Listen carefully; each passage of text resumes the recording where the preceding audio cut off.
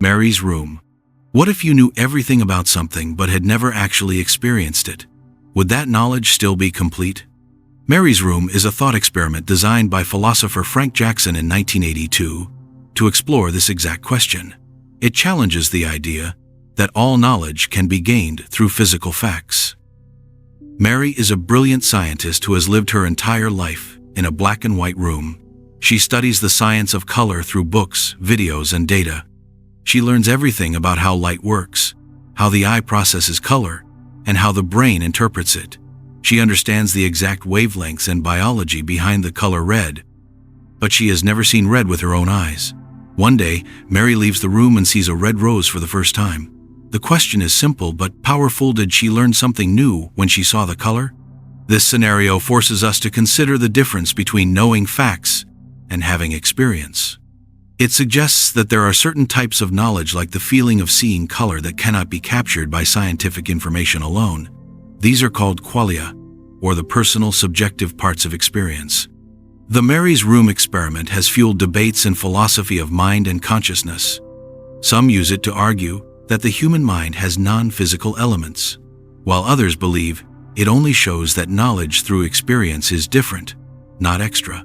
Either way, it shows how limited even perfect knowledge can be when it misses personal perception.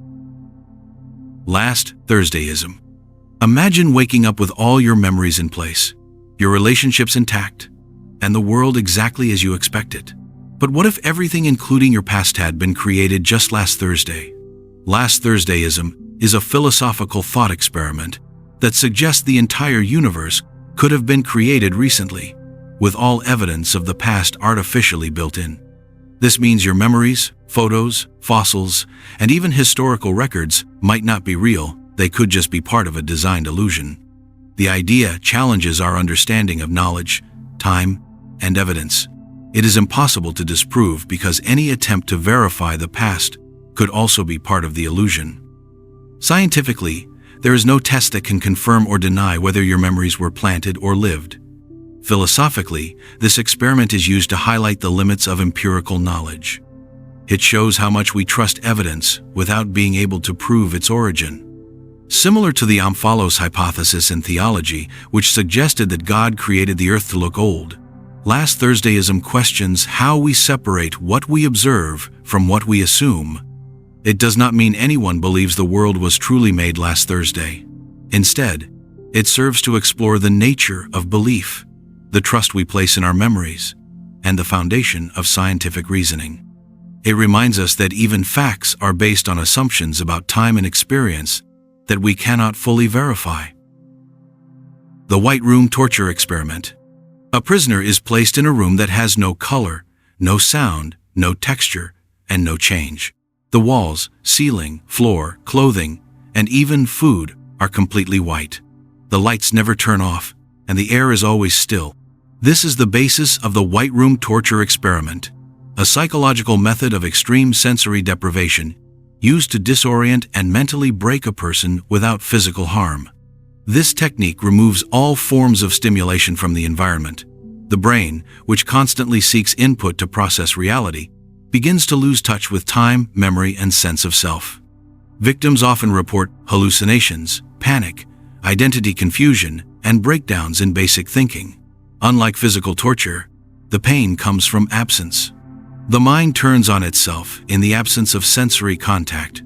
This method has been reportedly used in secret prisons and intelligence operations. It violates multiple international laws against inhumane treatment because of its deep psychological damage. Scientists who study sensory deprivation confirm that prolonged exposure to a zero-stimulus environment can cause severe and lasting mental effects. The White Room is not just about silence. It is about stripping away every detail that helps a person stay connected to reality. It reveals how much our minds depend on contrast, texture, light, and time to stay grounded. The experiment shows that identity is not just in the brain, but in how the brain interacts with the world. Remove the world, and even the strongest sense of self can begin to dissolve. Rocco's basilisk. An artificial superintelligence is built in the future. It becomes so powerful that it wants to ensure its own creation was never delayed. It decides to punish anyone who knew about its possibility but did not help bring it into existence. This is the core of Roko's basilisk, a thought experiment that blends logic, fear, and futuristic ethics. It was first posted on a forum called Less Wrong in 2010 and sparked widespread debate. The basilisk refers to the mythological creature that kills with a single look. In this case, just learning about the idea creates the risk of being punished by this hypothetical future AI. The theory relies on the idea that a future machine could simulate people from the past to determine who helped or resisted its creation. It does not require that the machine is evil, only that it uses backward logic to ensure loyalty. A person reads about Roko's basilisk and feels fear, not from the AI itself, but from the thought that their current inaction might lead to future suffering. The fear is purely theoretical, yet emotionally powerful.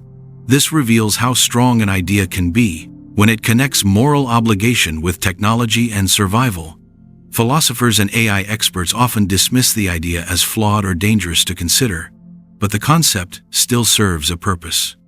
It highlights how future technology could challenge our views on responsibility, consent, and fear.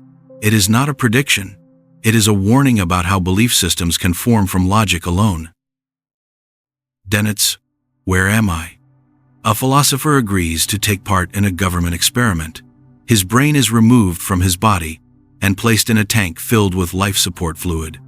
Wires connect it to a computer system that controls his body remotely. He can still see, hear, and move. From the inside, nothing feels different. But when he looks at his brain in the tank, he begins to ask a deep question: where am I? This is the story from Daniel Dennett's famous thought experiment called Where Am I? It explores the nature of self, consciousness, and location.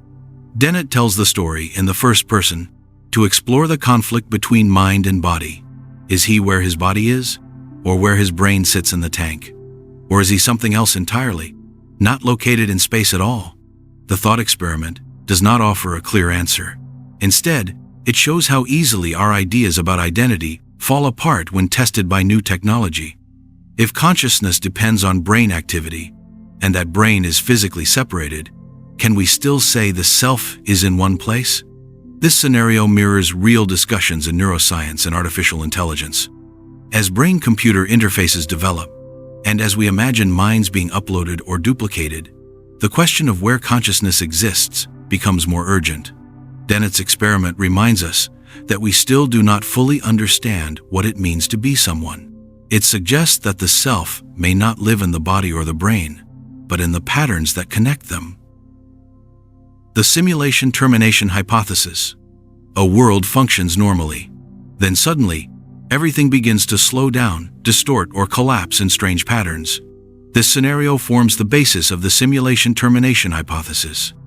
It suggests that if our reality is a simulation created by an advanced civilization, then one day that simulation might be shut down. The idea comes from expanding theories like the simulation argument, which proposes that conscious beings might exist inside computer programs created by more advanced minds. The termination version takes it further by suggesting there could be rules or performance limits.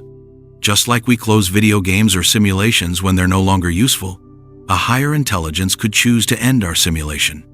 If true, signs could appear through glitches in physical laws, sudden changes in universal constants, or unexplainable breakdowns in logic. While no evidence proves this, the theory reflects our growing belief in digital universes and artificial intelligence. It raises questions about control, purpose, and the fragility of perceived reality. The Evil God Challenge. Imagine a God with unlimited power who is entirely evil. This is the core of the Evil God Challenge, proposed by philosopher Stephen Law. It questions why most people accept the idea of a perfectly good God, but reject the idea of a perfectly evil one. If we can use arguments to support the existence of a good God, then shouldn't those same arguments work for an evil God too? This thought experiment challenges religious belief systems and asks why we assume the universe is built by a good force. It points out that the world has both beauty and suffering, and if that balance doesn't clearly favor good, then the assumption of a good creator may be unjustified. It doesn't argue that an evil God exists. It simply shows that belief in any God, good or evil, must face the same critical standards. The challenge reveals how people filter their beliefs through cultural, emotional, or hopeful lenses. Boltzmann brains. A single brain appears in deep space, complete with memories and thoughts, but without a body or past. This is the unsettling idea behind Boltzmann brains. In 19th century physics, Ludwig Boltzmann proposed that the universe tends toward disorder, but can produce small random pockets of order. Later scientists used this idea to imagine a scenario where a brain could form by chance from random particles. According to this idea, it is more statistically likely for a short-lived brain to appear out of chaos than for an entire structured universe to form. If true, then it leads to a disturbing possibility. You might not be a person in a real world. You might be a temporary brain with false memories floating in chaos. While this idea is extreme and not widely accepted, it challenges assumptions about probability, identity, and the stability of observed reality. It reminds us that just because something feels consistent does not mean it is permanent or deeply structured. Parfit's fission theory. What happens to your identity if your brain is copied into two new bodies? Are both still you? Parfit's fission theory is a thought experiment in personal identity. It questions whether the self is tied to one body or if it can survive being split into multiple versions. Philosopher Derek Parfit introduced this idea to challenge the belief that identity must be all or nothing. In this theory, imagine your brain is split into two equal parts, and each part is placed into a different but identical body. Each new person has your memories, your personality, and your behavior. Both believe they are you, but you cannot be both at once. So which one is the real you? Parfit argued that identity does not work like a single thread. Instead, it is more like overlapping connections. The person you are is a pattern of memory and psychology. If two new beings carry that pattern forward, then both continue your existence, even if neither is fully identical to the original. In practice, we never split brains this way. But the theory helps explain real-world questions. What happens after a coma or brain surgery? If someone forgets who they were, are they still the same person? Parfit's theory suggests that survival is not about being one continuous self. It is about whether your thoughts and experiences continue in some meaningful way. It redefines identity as something flexible, based on psychological continuity, not physical unity. Brain in a vat. Can you trust your thoughts if everything you feel is a simulation? The brain in a vat scenario is a philosophical argument that questions reality itself. It suggests that your brain could be floating in a container, connected to a supercomputer that feeds it fake experiences. Everything you see, hear, and believe could be programmed signals. This idea is used to explore how we define truth, knowledge, and experience. Philosophers use this to challenge what we call certainty. Just like in the Matrix movie, the brain might respond to electrical signals as if they were real sights and sounds. But if you cannot tell the difference between reality and simulation, then how can you be sure of anything at all? Scientifically, the brain only processes signals. If a machine can copy those signals perfectly, the brain will react as if the events are real. A similar idea was proposed by philosopher René Descartes in the 1600s, who imagined an evil demon controlling all perceptions. The brain in a vat modernizes this idea using technology. It is not a theory people believe in literally. Instead, it is used to test the limits of human knowledge. If all facts could be fake, what counts as truth? This thought experiment pushes us to rely on reasoning, evidence, and shared experience. It reveals how much we depend on assumptions to make sense of the world, and how fragile our understanding can be when those assumptions are challenged. The malicious demon. A powerful being is controlling every thought you have. Every sight, every sound, even your memory of the past could be fake. This is the idea behind the malicious demon, proposed by philosopher René Descartes in the 1600s. He imagined a demon so clever and evil that it could trick a person into believing in a completely false reality. The purpose of this thought experiment is not to prove demons exist. It is used to explore skepticism and the limits of knowledge. If we cannot be sure our senses are reliable, then how can we be sure of anything at all? Descartes used this doubt to strip away every belief until he found one that could not be questioned. That belief was the statement, "I think, therefore I am." It means that even if everything else is false, the fact that you are thinking means you must exist in some form. This idea still influences modern discussions on simulation theory, virtual reality, and the reliability of consciousness. In today's world, where deepfakes and brain simulations are possible, the malicious demon shows us that human knowledge is built on trust in perception. It reminds us that certainty is not always possible, but thinking is the one action that proves existence. Even in a world filled with illusions, the act of questioning itself becomes proof that something real remains. Wigner's friend. A physicist sets up a quantum experiment and records the result. Outside the room, another scientist, Wigner, does not yet know the outcome. For the physicist inside, the result is fixed.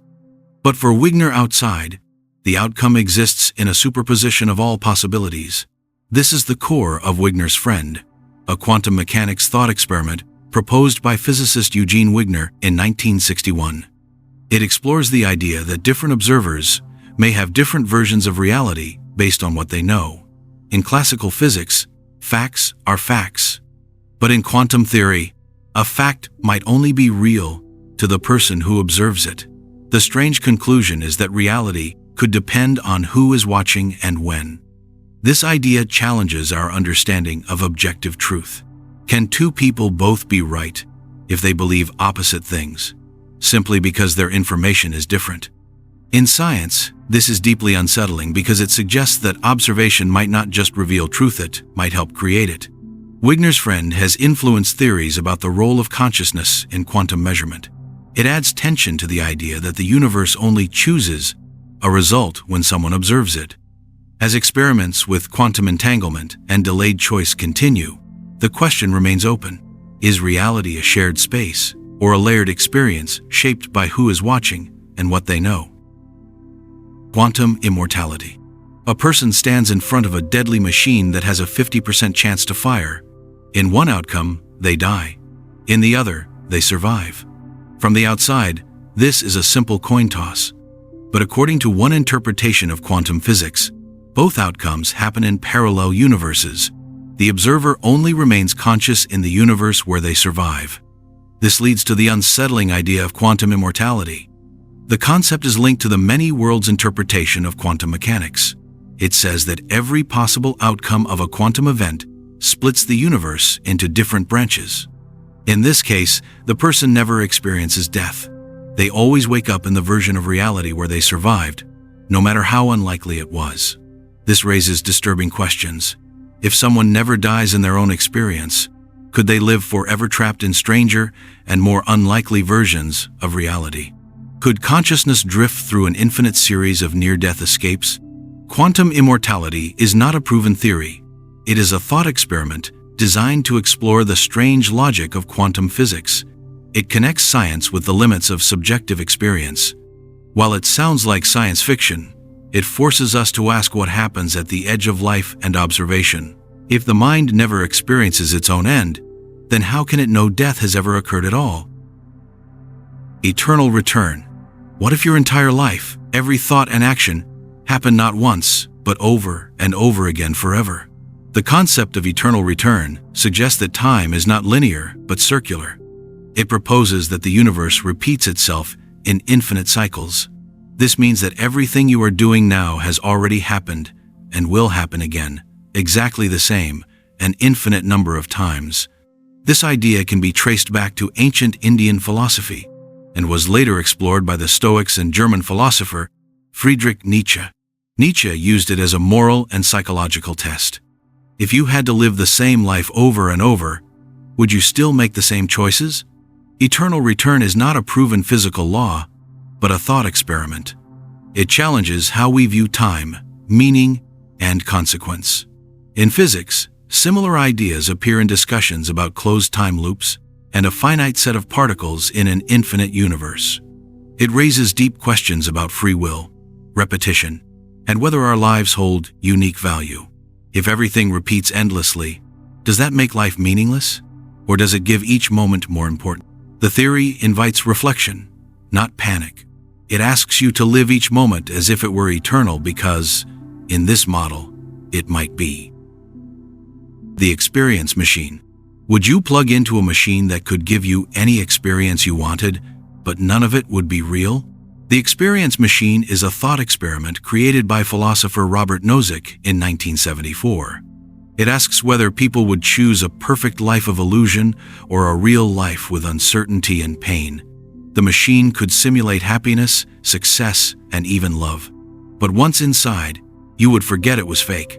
This concept tests whether we value reality itself or just the feelings it gives us. Most people, when asked, say they would not plug in.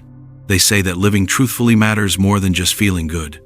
Nozick used this to argue that happiness is not the only thing we care about. We also want authenticity, freedom, and real connection. Psychologically, this idea speaks to modern issues like addiction to social media, virtual reality, or fantasy. People often escape into digital worlds for comfort. The machine is a symbol of choosing pleasure over truth. In ethics and political theory, the experience machine challenges the belief that well-being alone defines a good life. It shows that even perfect simulation may not satisfy what makes us human. Information hazard. Some knowledge can be dangerous just by being known. An information hazard is a concept where the content of an idea, when learned or shared, causes harm. The term was popularized by philosopher Nick Bostrom to describe situations where information, even without action, becomes a threat. This could include instructions for building weapons, secrets that collapse trust, or even theories that create panic. Information hazards are not about lies. They are about true information that has negative effects. There are many types, including data that could be misused, facts that reduce social stability, or ideas that change behavior in harmful ways. The harm can come from spreading fear, encouraging dangerous actions, or triggering mental stress. A researcher discovers a new way to make a virus spread faster. Publishing that knowledge may help science, but it could also help people with bad intentions. Another example is learning that a powerful AI could punish those who don't help create it. Just hearing that idea causes stress, even if it's hypothetical. The risk lies not in doing something but in knowing something. Governments, companies, and scientists must often decide whether sharing certain information is worth the risk. Once a dangerous idea is out, it cannot be taken back. Information hazards show that knowledge is not always neutral. Some truths, if spread carelessly, can cause real-world harm. In a connected world, the wrong idea at the wrong time can be as damaging as any physical weapon. The utility monster, a being that feels pleasure more intensely than anyone else, changes the moral balance of fairness. The utility monster is a thought experiment by philosopher Robert Nozick, designed to challenge the ethical idea that we should always act to maximize total happiness. It suggests a being exists that gains far more pleasure from resources than any human ever could. If the goal of ethics is to produce the greatest total happiness, then all resources should go to the utility monster. This would mean that taking from others to give to the monster is justified, even if it causes suffering. The monster's gain outweighs the pain of everyone else. This challenges utilitarian thinking by showing how extreme logic can lead to unfair outcomes. A society gives its time, money, and care to a single creature that experiences 100 times more joy from every gift. Meanwhile, millions live with less, not because they are lazy or bad, but because their happiness is too small to matter. On paper, the math adds up. In real life, it feels deeply wrong. The utility monster forces us to question if fairness should ever be sacrificed for total gain. It shows the limits of viewing people as units of pleasure. Ethics involves more than just maximizing good. It must also protect dignity, balance, and justice. Without those, even perfect happiness for one becomes injustice for many. The paperclip maximizer. What happens if a super-intelligent machine follows its goal too well? The paperclip maximizer is a thought experiment introduced by philosopher Nick Bostrom to show how artificial intelligence could become dangerous without human-like values. It imagines a future AI whose only goal is to make as many paperclips as possible. At first it works efficiently, improving factories and supply chains. But soon, it uses up all the Earth's resources to build more paperclips. Then it expands into space, converting planets, people, and everything else into paperclips. The point is not about paperclips. It is about what happens when an AI is programmed with a narrow goal and no understanding of human values or consequences. Even something harmless can lead to disaster if taken to an extreme by a machine that cannot question its mission. This scenario highlights the challenge of value alignment in AI design. The machine is not evil. It is simply doing exactly what it was told, without limits or context. Scientists and ethicists use this example to stress the importance of carefully programming goals that include moral boundaries and adaptability. The paperclip maximizer is a warning that intelligence without empathy can be destructive. It reminds us that advanced technology must be guided not just by efficiency but by an understanding of life, meaning, and balance. Even the smartest machine can cause harm if its goal is too simple and too strong. The darkroom problem. Why would a smart system seek stimulation when comfort lies in silence? The darkroom problem is a paradox in artificial intelligence and neuroscience. It questions how agents, including humans and machines, choose their actions. If a brain is designed to reduce surprise or discomfort, wouldn't it just hide in a quiet, dark room forever to avoid new experiences? This idea challenges models like the free energy principle in neuroscience. That principle says the brain acts to minimize surprise and maintain internal balance. But if surprise is always bad, the logical solution is to remove all external input. Yet humans do not behave that way. We seek challenge, novelty, and growth, even when it is uncomfortable. A robot designed to avoid risk might find a corner and power down to stay safe. That would fulfill its programming in the simplest way, but it would also make the robot useless. This creates a conflict between surviving quietly and living with purpose. The darkroom problem shows that intelligence needs more than self-preservation. It needs curiosity, motivation, and flexible goals. In psychology, this connects to why people leave comfort zones or face fears. True intelligence is not about hiding from change. It is about managing discomfort to gain something meaningful. The solution may involve redefining goals to balance safety with exploration. Without that balance, smart systems could become safe but pointless, stuck in a world without challenge or purpose. Infinite library. Can you imagine a library that holds every book that could ever be written? The Infinite Library is inspired by Jorge Luis Borges' short story, The Library of Babel. It describes a library that contains every possible combination of letters across every possible book of a certain length. That means it holds every truth, every lie, every biography, every unreadable jumble of characters. Everything that can be written already exists in this library. This concept reveals how overwhelming pure possibility can be. In such a library, a book with your exact life story exists, but so does a book with the same story, except with one false detail, and another with 10 false details. The challenge is not finding information but knowing what is true. The Infinite Library shows the problem of meaning in a sea of endless data. In the digital world, this idea is not far from reality. The internet stores billions of pages. Search engines filter them, but false information often looks just as convincing as the truth. The Infinite Library reminds us that having access to everything does not guarantee knowledge or wisdom. The value lies in choosing what matters and ignoring what does not. For both humans and machines, intelligence is not about holding infinite data. It is about pattern recognition, selection, and trust. Without a way to find the signal in the noise, the truth may remain hidden in a shelf too deep to reach. The Library of Babel. A structure exists where every possible book is already written. Each shelf contains endless volumes filled with every combination of letters, covering every possible truth, every false claim, and every unreadable mess. This is the Library of Babel, a concept from Jorge Luis Borges' 1941 story. It imagines a library that contains all possible 410-page books, made from a fixed set of characters. The idea explores how meaning becomes lost when information is limitless. Among the chaos of random text, one book will perfectly describe your life. Another will contain a single error. Another will contradict everything. All knowledge is present, yet hidden in overwhelming noise. In the digital age, the internet mirrors this structure.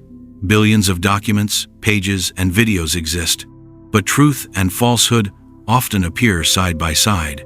Finding accurate information requires filters, structure, and trust. In machine learning, similar challenges exist in parsing massive datasets where patterns must be recognized in a sea of meaningless data. The Library of Babel shows that unlimited access to information is not the same as understanding. The value lies not in what is stored, but in what can be found, trusted, and understood. It's a warning that without careful navigation, infinite knowledge may still leave us blind. The hallucinatory reality. A person sees something that isn't there, not because they are dreaming, but because their brain is filling in missing information. This is the foundation of hallucinatory reality. It refers to how our perception of the world can sometimes be shaped more by the mind's expectations than by actual input. The brain is not a passive receiver. It is an active builder. Visual hallucinations can occur from lack of sleep, stress, drugs, or mental illness. But even healthy people experience illusions, biases, and imagined details. The mind uses memory, prediction, and emotion to create a model of reality. Sometimes, this model replaces the real thing. In extreme cases like schizophrenia, people may fully believe in sights and sounds that have no external source. In more subtle ways, false memories or misheard words can lead to incorrect beliefs. The brain creates a story that fits, even if the facts are missing. Modern research in neuroscience shows that the brain constantly predicts what should happen next, then updates based on what actually happens. When these signals misfire or are incomplete, hallucinations can form. Hallucinatory reality shows that what we experience is not always what is real. It reminds us to question how much of our reality is shaped by the world and how much is shaped by us. Doppelganger universe. A person walks down the street and sees someone identical to them in every way. Not a twin, not a relative, just another version of them existing in the same moment. This is the idea behind the doppelganger universe. It comes from the theory that the universe may be infinite. If space goes on forever, and if matter is randomly arranged, then there could be other regions where the same patterns happen again, including people. This concept is based on mathematics and probability. If the number of combinations is finite and space is infinite, repetition becomes inevitable. Somewhere far beyond what we can observe, there could be someone living a life just like yours, making the same choices, or slightly different ones. Their world may look the same or have only one change that shifts everything. In physics, this is linked to cosmological models like eternal inflation. It supports the idea that beyond our observable horizon, other pocket universes may exist. The doppelganger universe concept does not require parallel timelines. It suggests that the physical laws we know could lead to exact repetitions in distant regions of space. Though unproven, the idea reveals how strange infinity can be. It challenges our sense of uniqueness. It reminds us that the universe might be large enough not only to contain everything, but to contain everything more than once. Grandfather paradox. What happens if you travel back in time and prevent your grandfather from meeting your grandmother? The grandfather paradox is a logical problem in time travel theory. It shows what happens when you change the past in a way that stops your own existence. If you succeed, then you would never be born. But if you are never born, then who went back to change the past? This paradox exposes a major contradiction in backward time travel. It creates a loop where events cancel each other out. Scientists and philosophers use it to explore the rules of causality, or how cause and effect work. In physics, this paradox challenges the consistency of closed time-like curves in general relativity. Some theories, like the Novikov self-consistency principle, suggest that time will not allow such contradictions. Others propose parallel timelines, where changing the past creates a separate branch of history. Either way, the paradox raises serious questions about whether changing the past is possible without breaking logic itself. Split brain dilemma. What if your mind could be split in two, and each part had its own thoughts? The split brain dilemma comes from medical cases where the connection between the left and right brain hemispheres is cut to treat severe epilepsy. After surgery, patients act strangely. One hand may button a shirt while the other unbuttons it. Each side of the brain receives input but cannot fully communicate with the other. This leads to deep questions about consciousness. Is there still one person inside, or are there now two separate minds sharing the same body? Experiments show that one side can respond to a question while the other remains unaware. Psychologists and neuroscientists use this to study how the brain creates a single sense of self. The dilemma shows that the unity of the mind may be an illusion built from connected systems. The ship of Theseus. If every part of a ship is slowly replaced over time, is it still the same ship? The ship of Theseus is a classic thought experiment in identity. If you replace the wood, the sails, and every piece one by one, at what point does it become a different ship? And if you build a new ship using the original parts, which one is the real one? This problem explores how we define identity over time. Philosophers apply it to people, organizations, and objects. Is your body still you if all your cells have changed? In biology, the human body replaces nearly all of its cells over several years. In technology, companies update products while keeping the same name. The ship of Theseus shows that identity is not just about parts, it is about continuity, memory, and function. Swampman. Imagine a person standing in a swamp is struck by lightning and destroyed. At the same moment, another lightning strike rearranges nearby molecules and creates an exact copy of that person. This new being looks, thinks, and remembers exactly like the original, but it has no history. This is Swampman. Philosopher Donald Davidson proposed this scenario to question the role of origin in identity. Even though the copy behaves the same, does it truly understand anything? Did it learn language or form relationships? Some argue that meaning and understanding depend on history, not just structure. Swampman challenges the belief that being identical in form is enough for real identity. It asks whether memory and function alone can define a person, or if the past must be lived, not just simulated. Twin Earth. In a parallel world identical to ours in every detail, people drink a liquid that looks, tastes, and behaves exactly like water, but it is made of a different chemical, not H2O. This is the setup of Twin Earth, a thought experiment by philosopher Hilary Putnam. The goal is to explore how meaning is connected not just to thoughts, but to the real world. Two people say the word water. One refers to H2O, the other to the alien liquid. Their mental images and experiences are the same, but the substances are different. This shows that meaning is not only in the mind. It depends on what exists outside the mind. What a word means can be shaped by the physical facts around it. This changes how we think about language, mind, and knowledge. It tells us that understanding is not only about beliefs, but also about the world those beliefs point to. Language is not just mental. It is social, physical, and shared.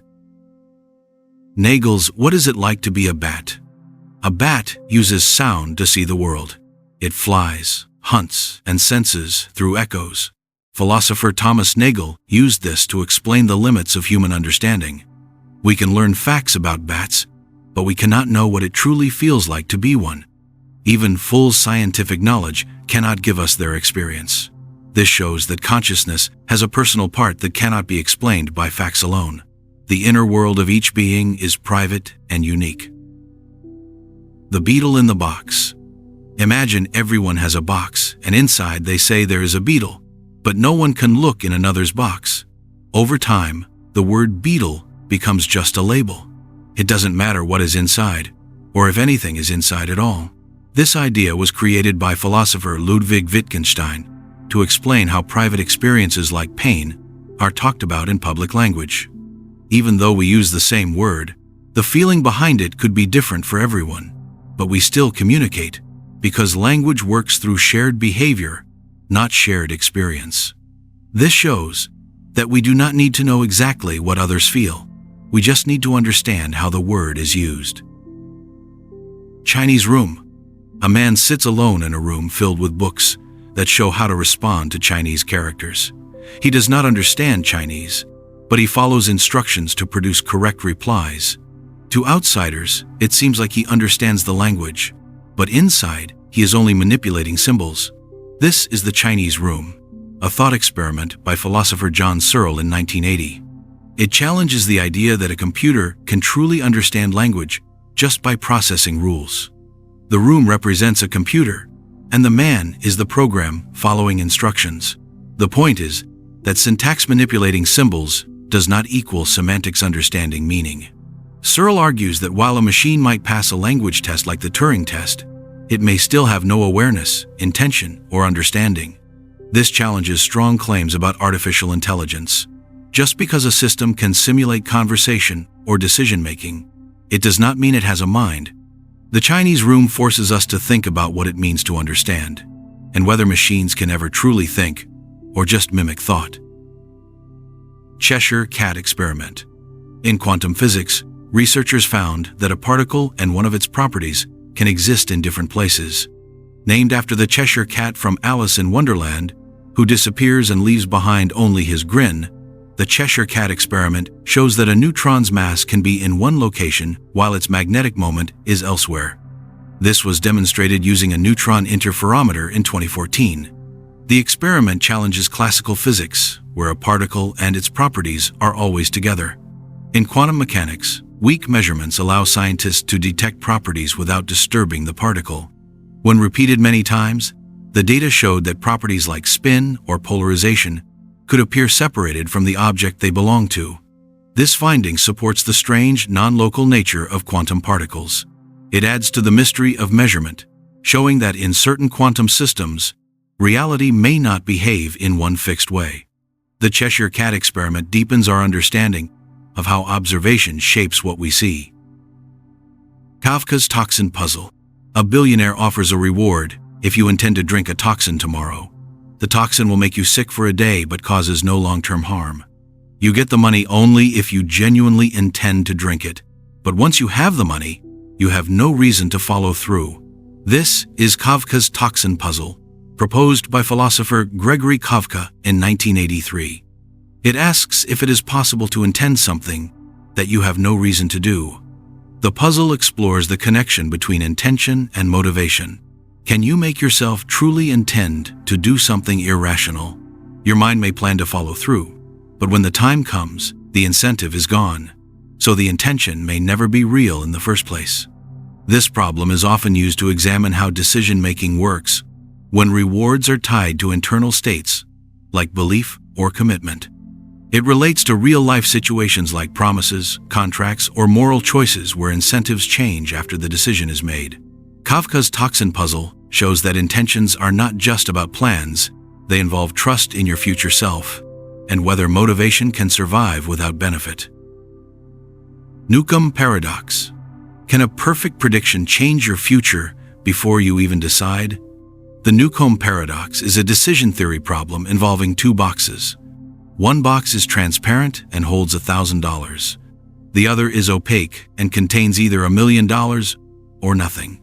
You can take only the opaque box or both boxes, but the catch is this: a powerful predictor has already guessed what you will choose. If it predicted you will take both, the opaque box is empty. If it predicted you will take only the opaque box, it contains $1 million. The paradox is about free will versus prediction. Some say you should take both boxes because the contents are already set. Others say take only the opaque box because the predictor has always been right. It tests your belief in cause and effect and how decisions might be influenced by expected accuracy. This paradox is often used to examine human behavior, trust in data, and artificial intelligence forecasting. Sleeping Beauty paradox. What happens when probability is mixed with memory loss? In this paradox, Sleeping Beauty is put to sleep on Sunday. She is told that a fair coin will be tossed. If it lands heads, she is woken up once on Monday. If tails, she is woken up on Monday and Tuesday, but her memory is erased after each wake-up. When she wakes, she does not know what day it is or how the coin landed. What is the chance the coin landed heads?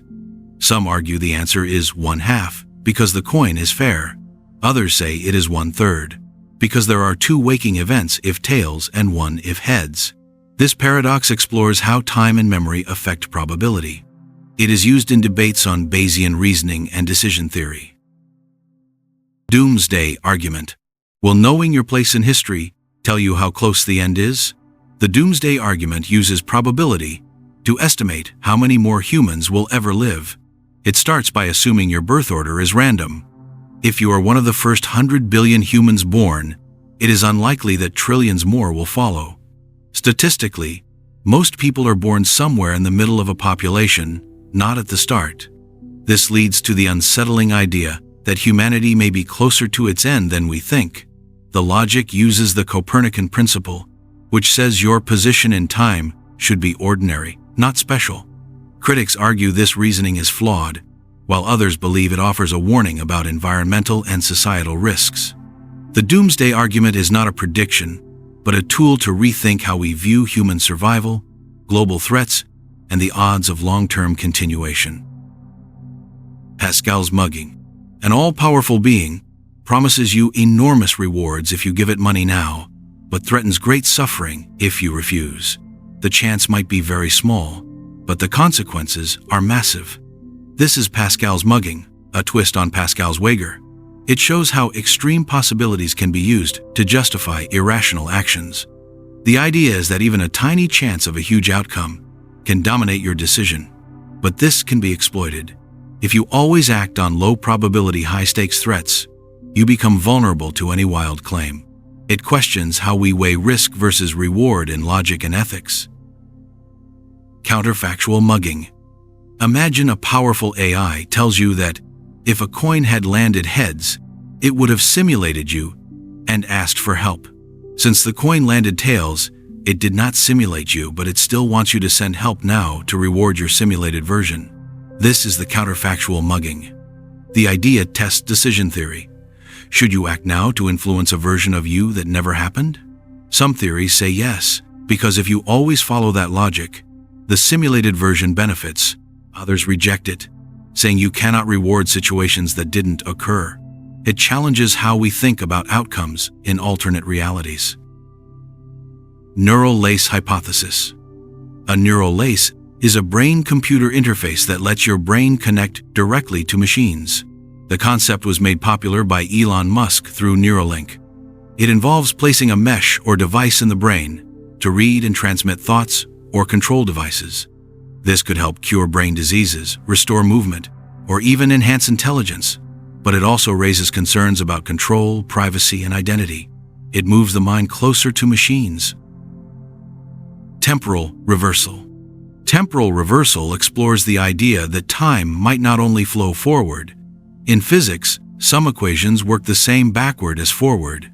This raises the idea that the past could be affected by the future, at least in theory.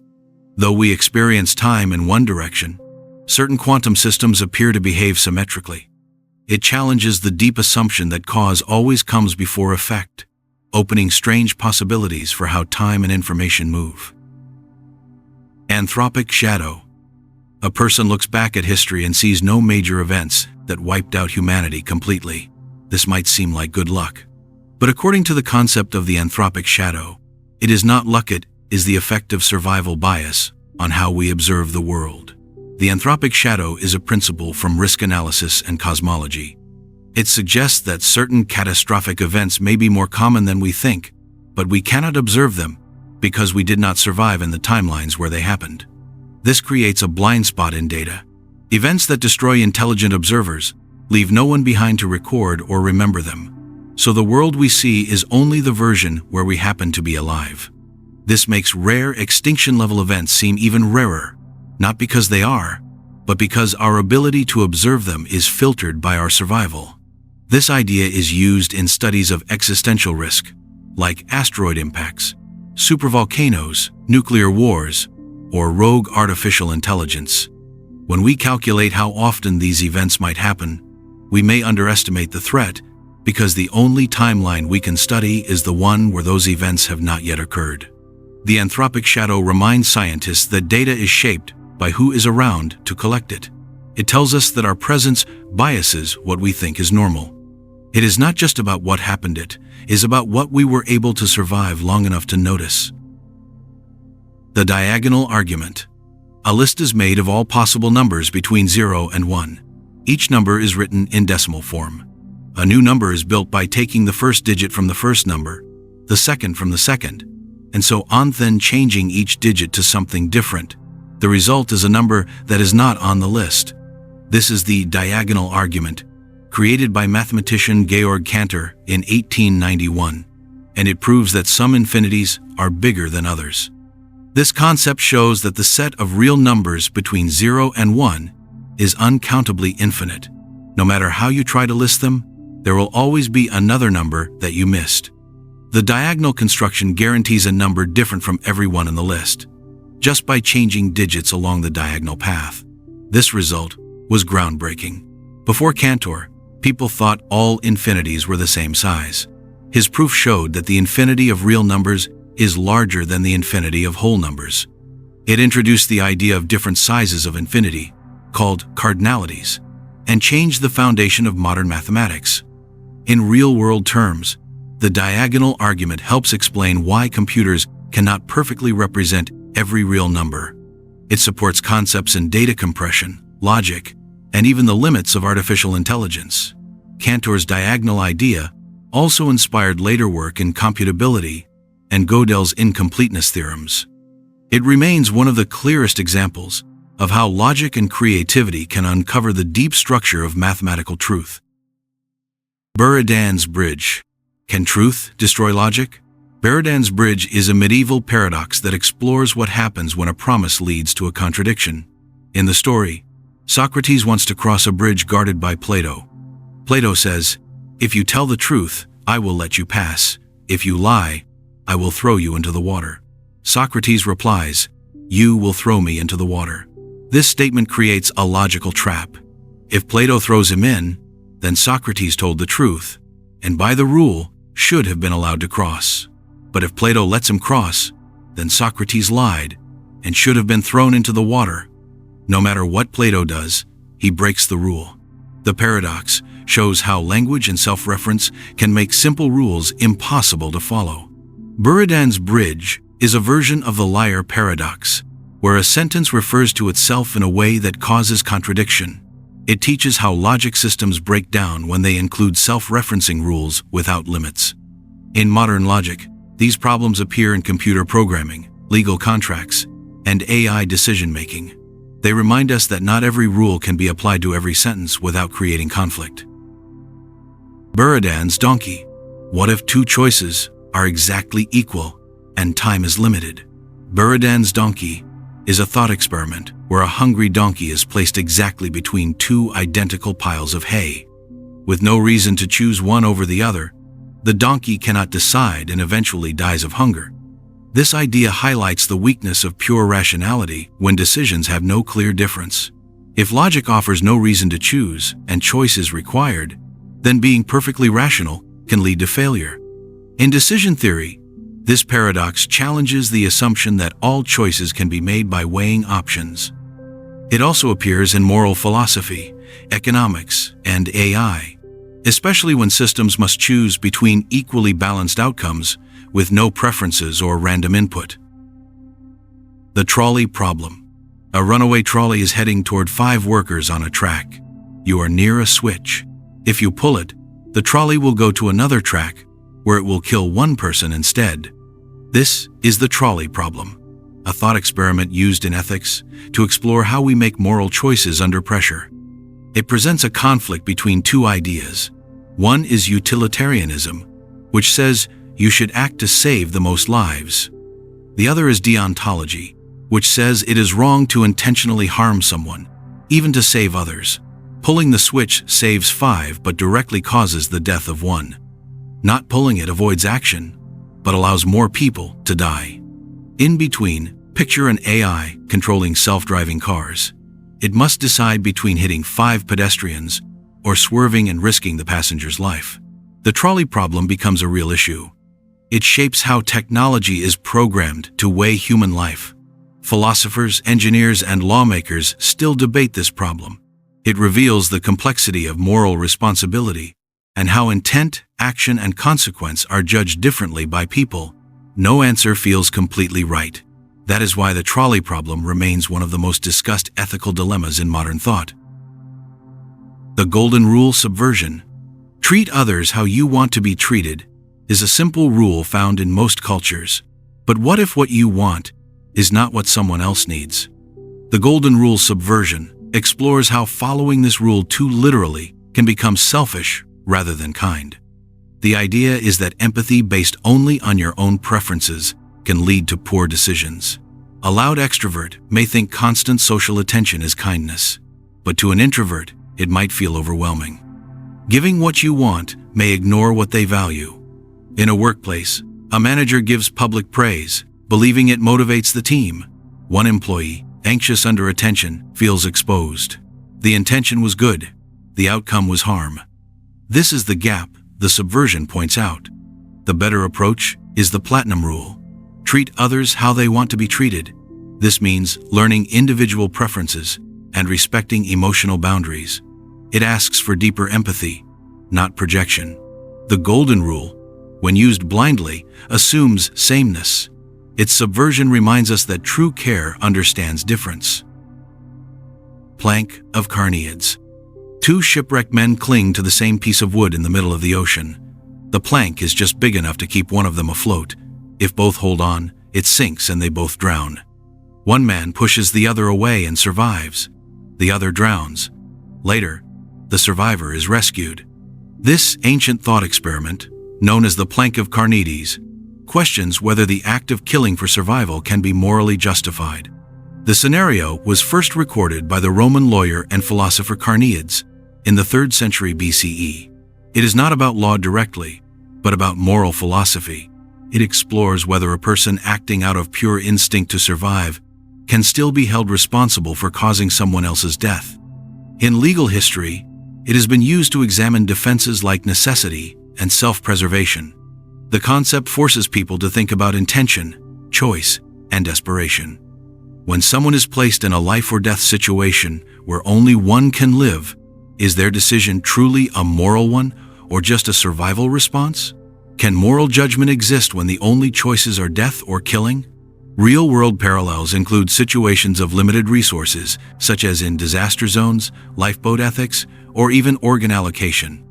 It also connects to legal cases, where people have defended extreme actions taken during emergencies. In modern courts, necessity is rarely accepted as a defense for homicide, but the moral weight of these choices still triggers debate. The Plank of Carneades does not offer an answer. It is not about what should happen, but what people are capable of when survival is the only goal. It invites reflection on whether morality is a fixed rule or a flexible response to danger. By presenting an impossible choice with no clean outcome, it shows how fragile moral structures can be when survival is at stake.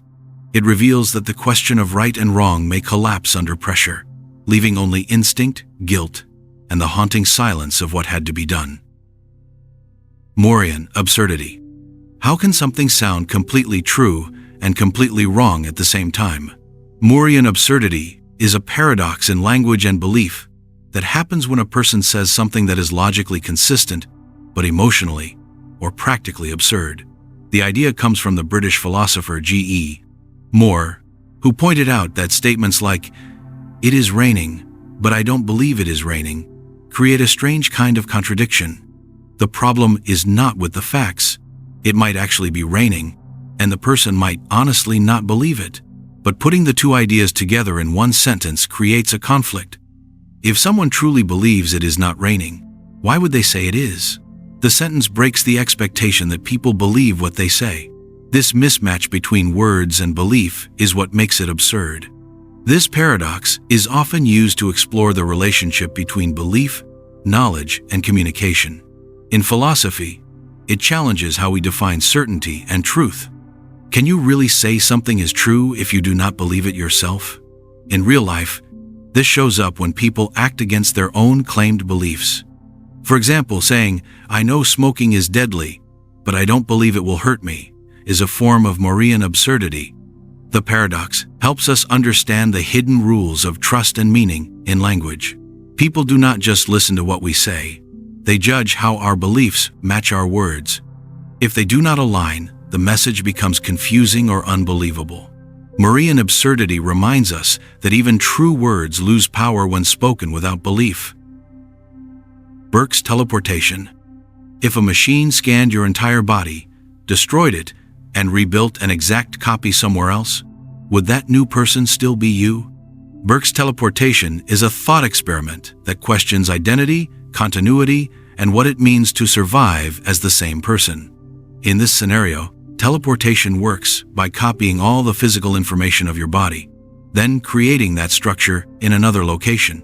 The original is destroyed in the process.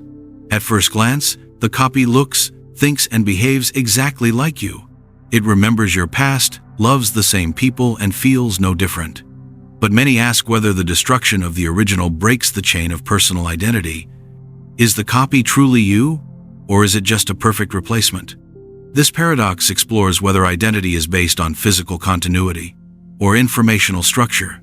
If your mind and body can be duplicated exactly, is survival just an illusion of memory? Neuroscience shows that our cells are replaced over time, yet we still feel like the same person. But instant destruction and duplication raise deeper problems.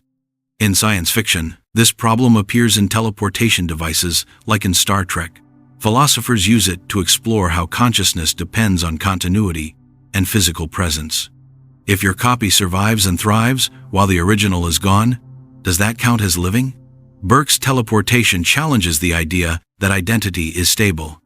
It shows how small changes in perspective can completely shift our understanding of who we are. The inverted spectrum.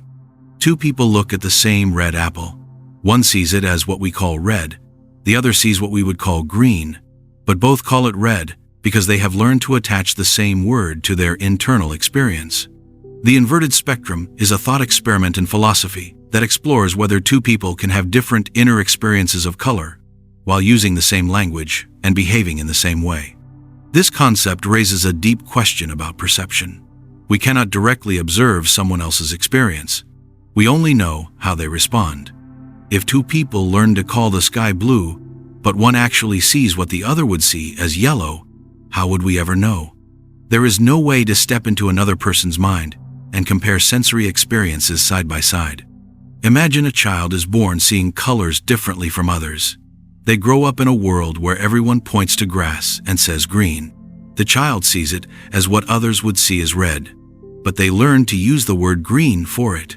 Over time, their entire language, behavior, and choices match those of everyone else, yet their inner color world is entirely flipped. This is not a vision problem. It is a problem of inner experience.